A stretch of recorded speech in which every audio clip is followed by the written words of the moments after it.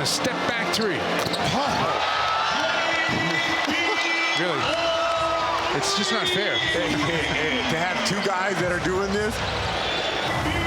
Welcome into Celtics Post-Game Live, presented by your New England Ford dealers and Ford trucks. Chris Forsberg, Amina Smith here with you. And the Celtics put a beat down on the Utah Jazz, 125-97. And the Celtics, they led by as much as 32 points in tonight's matchup. Chris Forsberg, how were the Celtics so dominant in this matchup? They've turned into the best team in the NBA. And here's the thing. As I'm watching this, all I can think is it's time for the Celtics to push for the #1 seed.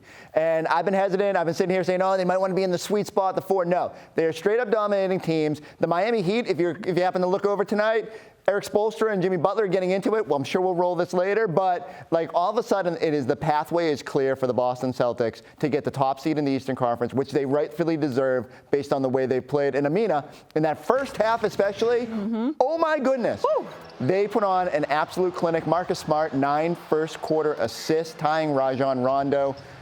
Record back in 2014. The ball was just spraying all over the place, and the Utah Jazz had absolutely no answers for this team. Marcus was phenomenal. I can't believe there was a time when we all sat here and said, could Marcus Smart be the point guard of this team? Questioning him. It's like seems preposterous now. On. He just spearheads everything. Every highlight we're showing in this package is Marcus Smart dishing to someone. And he wasn't the only one. It's just like Jaylen Brown has figured it out. He's going to attack. He's going to look when he needs to, but he's going to be the finisher on this team. Jayson Tatum has gone to another level with his playmaking. Al Horford's getting all these easy looks. Peyton Pritchard is like, He's cannot miss. Going off. And Rob's still throwing down dunks. It's just, I've told you, Amina, like, we sat here in early January, and I was despondent, and I was not enjoying watching this basketball team.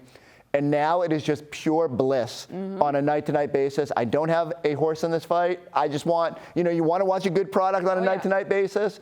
And this team is legitimately so much fun to watch. And it goes from Marcus and Rob setting the defensive tone to Jayson and Jaylen being just dominant offensive players.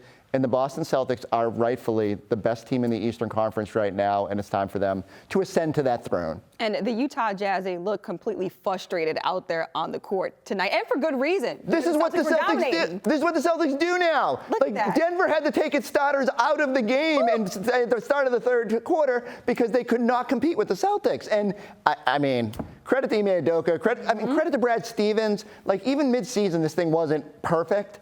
And then Brad goes out there and makes the trade to button up the bench. And Derek White still isn't making shots, and he's still a perfect complementary piece for this bench. And Pritchard finding his groove. It really feels like everyone has just bought into their individual roles, what they need to do, and everyone is pulling the same way with this team. And, I mean, the turnaround is remarkable, but the level of play is even wilder to me. Yeah, the Celtics clicking on all cylinders out there on the court. All right, listen out to Abby Chin, who's with Jayson Tatum and Deuce right now.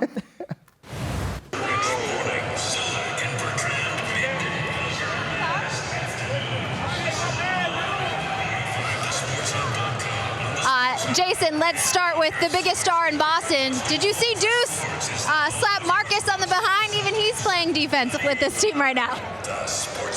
You helped out tonight? You helped out?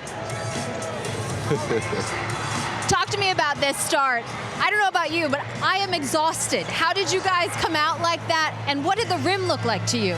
Yeah, we talked about we could have made excuses coming off a long road trip and had a slow start, but we didn't want to. We wanted to come out, prove a point, and just compete from the beginning. And we made a point to do that. What happens to you once the second half of the season starts? You've got two Eastern Conference Players of the Week this month, and the efficiency is just insane right now.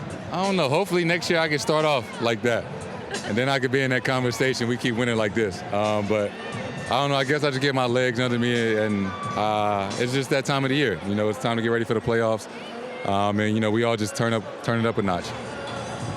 This is a 5th straight win, an average margin of victory of 20 points per game. How would you describe the chemistry of this team right now? It's great. We clicking on all cylinders, and we just having a lot of fun, and especially when you're winning and playing defense like that. It's easy to have fun. Hopefully we keep it going. Deuce, thank you for the assist. Jayson, thank you for the time. Congrats. I absolutely love how Deuce just kept poking the mic. He's like, this thing is fun. I want to kind of get in on this. How long is it going to be before he just hijacks those post-game interviews and he's just like, let me tell you what my dad did today, and just, just goes off? It's going to come very soon. Let's bring in Scal, who's live inside of TD Garden. And Scal, the Celtics, they dominated this matchup from start to finish. What was your biggest takeaway after this win? So I thought this game was going to be sort of a trap game. I did think the Celtics were going to win, but I thought it was going to be close and hard fought. Man, like these guys, no matter what, they figure out a different way to be great. Today they were not switching everything. We haven't seen this in a while. Normally they do. And they kept a guy and they were giving up the mid-range shot and taking away the three. These guys are playing a little bit different of a way defensively to take away the other team's strengths. And not only that, they're thriving in these environments. A lot of times in the NBA, when you jump around defensively and how you want to guard, sometimes you can paralysis by analysis, but these guys are all just figuring things out on the fly. And then I love the way that they're getting out offensively, and they did a good job against Gobert, challenging him at the rim. This was not an easy game. I was not expecting this. I was expecting a Celtic win, but tight. Man, 37 assists. Yeah, these guys are playing right now lights out. And you mentioned it right there, a season high 37 assists for this Celtics team. How did that impact tonight's game? Well, I mean, when these guys are playing like that and you're playing against the Jazz and you're driving, you see that play. If you're driving and putting teams on skates, I mean, it's when teams are rotating around trying to fly at you.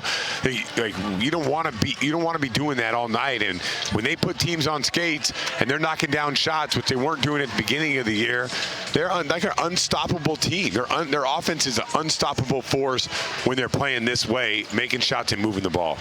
My one concern, even when the Celtics started this surge, was whether the offense could legitimately bring it every single night. And certainly Jayson Tatum going up a level has made everything a little bit easier. But the ball movement that Ime had preached from his opening press conference is finally here. Everyone has bought in. And I can't believe that the Celtics, the defense tends to be the story because of how good and how much they've lapped the field.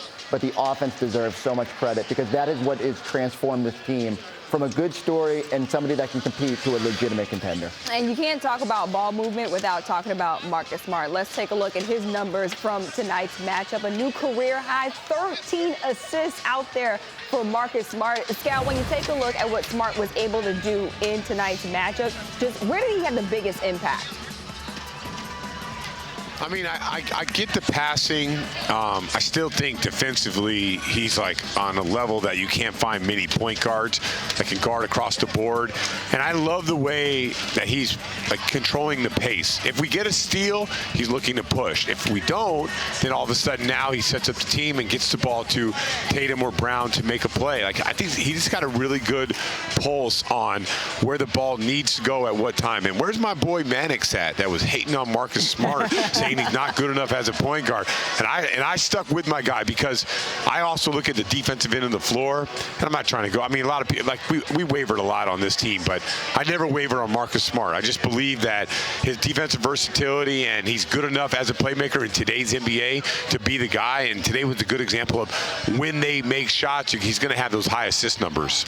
Coming into the year, all the data from years past, when Marcus Smart got to be the point guard, and remember, you always had someone in front of him, whether it was Kyrie, Isaiah, there was always someone, Kemba. And now, when they've just been able to go full and let him run this show, and he has been perfect. I do think it was fair to question whether he could be the point guard of the future, but oh my God, it's not even a question anymore because of the way he directs this thing, and everything since January 23rd, when he has upped the pace and upped the tempo, has helped kickstart this offense. Scal, I want to go big picture really quickly, and we see how the Celtics, they're winning these games. They're winning in dominant fashion. Just how confident are you in them sustaining this type of success as we get closer to the playoffs? I think they're lights out in the regular season. I think, and I'm not going to waver on this. I just think it's all matchup based in the playoffs and how you get through a series and how you play the next series. If you get through unscathed and you win 4-0 or 4-1, it's going to help you somewhere down the road when you're playing like a big team. I think the road ultimately goes through Milwaukee, and like the Celtics can play them and they can play them tough. The physicality is something that they're going to have to definitely, I don't think address, but they have to go into every possession in knowing that this is going to be a physical war. So we'll see how it all plays out. But I like the Celtics right now over every other team in the Eastern Conference, and I'm just a little tepid of just the way that we would play against the physical Bucks. Yeah. Celtics might not lose again. Look, I'm just throwing it out there. Celtics right now, they're putting everybody else around on notice. Does it ever feel like they've been up by 24 at least in each of their last 5 games? When are they ever going to lose? Yeah, I mean, that's how we feel right now. Hopefully we feel the same in the next couple of weeks. Thanks so much, Scal. Let's send out to Abby, who's with Ime Udoka right now. Ime, before the game, I asked you how difficult these games are coming off of a road trip. You mentioned leave it all out there on the floor. It felt like they did just that. What was the key to that start? Energy from the start, focus on certain guys. We really talked about how they hurt us last time in Utah, giving up 27 threes. I think they're team high, career high for their team. And obviously tonight was a contrast in that. They only got up eight made. Focus on Mitchell. He's a hell of a player and he did everything, ran him inside three-point line. He still ends up with 37, but really limiting the other guys and having our focus from the start, taking away the things we wanted to. Yeah, 37, but it didn't matter at all. How were you able to stop them at the point of attack? Switching bodies on them, keeping bodies in front, making them beat us one-on-one, keeping them out of transition. At the point we played them early in the season, they were the most efficient transition team. We wanted our offense to work for us tonight to not allow them to get easy leak outs, and they have three-point shooters all over the court. So we really focused on that, slowing them down in transition and making them grind out points, tough points. And I felt like even the shots he hit, he was going 3-4 moves over guys, and so that's the type of scoring we want him to have to do. Making them work. Ime, I know you told me recently you're not looking back, but is this the team that you envisioned when you interviewed for this job this summer? Yeah, I mean, it's exactly what we perceived that we could have defensively. I've talked about it. Big team, versatile team, strong guards, active bigs. And so you see that side of the ball. The offensive part was going to take a little more time.